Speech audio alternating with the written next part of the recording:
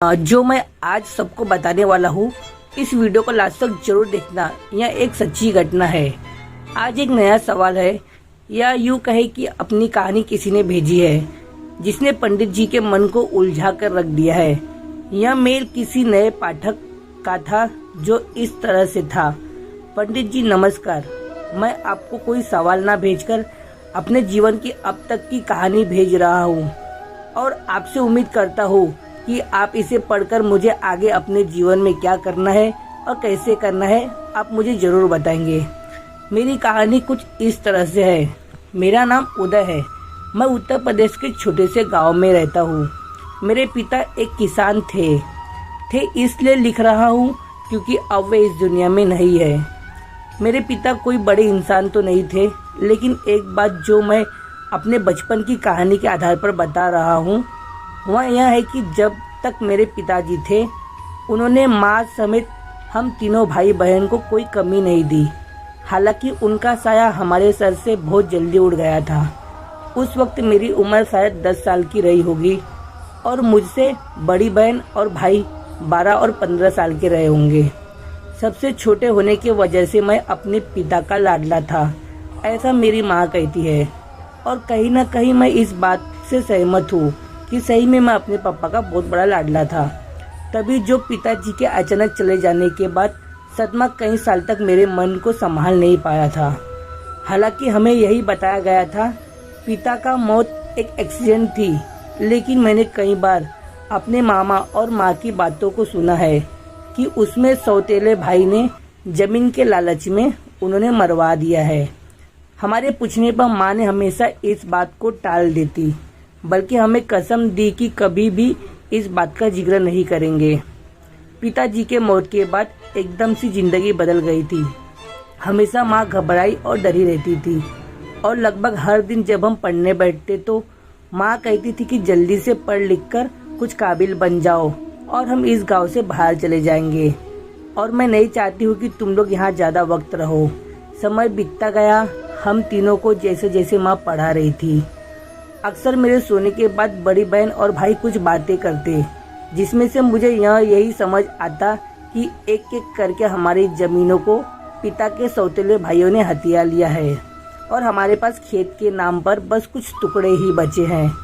यहाँ भी माँ धीरे धीरे अपने गहने बेचकर हमारा पेट भर रही थी। इन सब बातों को सुनकर मुझे बहुत दुख होता, लेकिन मैं किसे बता नहीं सकता था। समय के साथ बड़ा भाई आगे की पढ़ाई करने के लिए शहर चले गया। इसके लिए भी माँ ने अपने गहने को बेच दिए थे। बहन की आगे पढ़ाई की जगह सिलाई सीखने की इच्छा थी, तो माँ ने उसे पड़ोस के गांव के स्टिचिंग सेंटर में एडमिशन दिलवा दिया। माँ खुद उसके साथ जाती और उसके साथ वापस आती और वक्त के साथ केंद्र में बाहर बैठकर इंतजार करती। फिर दोनों साथ में ही वापस आते थे। मैं बहन को चिढ़ाता था कि इतनी बड़ी होने पर भी आप अकेले नहीं आ सकती। मैं नहीं जानता था कि माँ को किस बात का डर था। मैं हर वक्त माँ से बस यही सुना था कि इस गांव से निकल जाना है। खेत के नाम पर जो चंद टुकड़े बचे थे, माँ उनसे बहुत मेहनत करके फसल उगाती। हालांकि उनसे फसल के नाम पर कुछ भी नहीं निकलता, लेकिन माँ उन खेतों को बंजर नहीं छोड़ना चाहती थी और कहती थी कि उसमें स्वर्गवासी सास ससुर और पिता की निशानी है। खेत इन्हें जब तक हो सके तब तक मैं करते रहूंगी। मेरे बाद तुम्हें जो लगे वो तुम करना। मैंने उन खेतों की प्रतिमा का गहरा लगाव महसूस किया था। जितनी देर वो खेतों में काम करती, खुशी दिखती और घर लौटते ही उनके चेहरों पर अजीब सा डर और उदासी फैल जाती। इस दौरान भाई की ठीक ठाक नौकरी लग गई थी। उसकी मदद से घर के हालात संभलने लगे और मेरी स्कूल की पढ़ाई पूरी हो गई थी और मामा ने बहन के लिए कोई अच्छा सा रिश्ता देखकर उसकी सगाई करवा दी थी। अब मुझे भी गांव से बाहर जाकर आगे की पढ़ाई करनी थी। बहन की शादी के बाद माँ एकदम अकेली सी हो गई थी। यह सोचकर मुझे बहुत बुरा लगता था।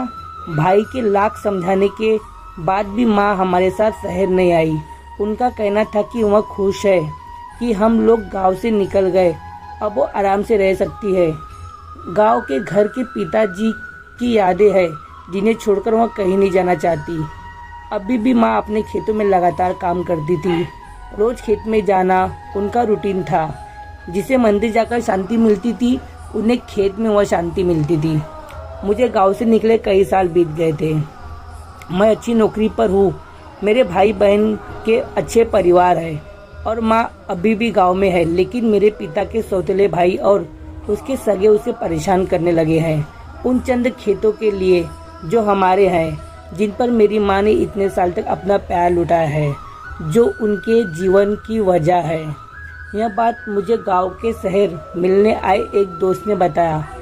मेरे भाई का कहना है कि माँ कभी नहीं चाहेगी कि हम किसी लड़ाई में पड़े, और वो भी चाहती क्योंकि हम अपनी परिवार के प्रतिबंध जिम्मेदारी है वह उन्हें निभाना चाहिए। कुछ जमीन के टुकड़ों के लिए उन जंगली लोगों से नहीं लड़ना चाहिए जिन्होंने पहले भी खेत के लिए हमारे पिताजी की जान ले ली है। पंडित जी, मेरा कहानी यहीं पर रुकती है। मुझे क्या करना चाहिए? अपने हक और अपनी माँ के सम्मान के लिए लड़ना चाहिए या ये सब नज़रअंदाज कर देना चाहिए? इस बारे में गीता ज्ञान क्या कहता है? मुझे उम्मीद है आप मुझे अपनी सच्ची कहानी और असली कहानी का मुझे संदेश देंगे ताकि मैं इसका जवाब दे सकूं, और मैं आपका प्रतीक्षा जरूर करूंगा। उदय के पत्र को अच्छे से पढ़कर उनकी परिस्थितियों को समझकर पंडित जी ने उन्हें जवाब लिखा। प्रिय उदय, तुम्हारी जीवन कथा पढ़ी, तुम्हारे संघर्ष से मुझे प्रभावित किया। अब जो सिचुएशन तुम्हारे सामने सवाल बनकर खड़ी है वह लगभग वैसी है जैसे सिचुएशन में भगवान श्री कृष्ण ने अर्जुन को गीता का ज्ञान दिया था। तुम्हारे लिए गीता ज्ञान के महासागर से यह मोती चुरा कर लाया हूँ। इसे ध्यान से पढ़ो, समझो और अपने आगे के रास्ता को तय करो। हतो व प्राप्त से शिरुग्रगम जित्वा व भुच से महेम तस्मात् उत्कृष्ट कौन्ते योद्धे कृतनिष्ठ तय। यह श्लोक गीता के दूसरे अध्याय में लिखा गया है। इसका अर्थ है कि हे अर्जुन, तुम युद्ध के वीरगति को प्राप्त होते हो तो तुम्हें स्वर्ग मिलेगा। यदि वही विजय होते हो तो धरती का सुख पाओगे। इसलिए उठो और निश्चय करके युद्ध करो। अर्जुन भी तुम्हारी तरह संदेह की स्थिति में थे कि क्या करे। एक तरफ उनके और उनके परिवार के सम्मान का प्रश्न था, तो दूसरी तरफ युद्ध में अपने ही भाई, मित्र और गुरुओं से लड़ना था, जिनकी गवाही उनका मन नहीं दे रहा था। अब भगवान कृष्ण ने उन्हें समझाया कि धर्म युद्ध में एक पक्ष की चुनना ही पड़ेगा, क्योंकि एक समय के बाद अन्याय के प्रति चुप रहना समझदारी नहीं, कायरता कहलाता है।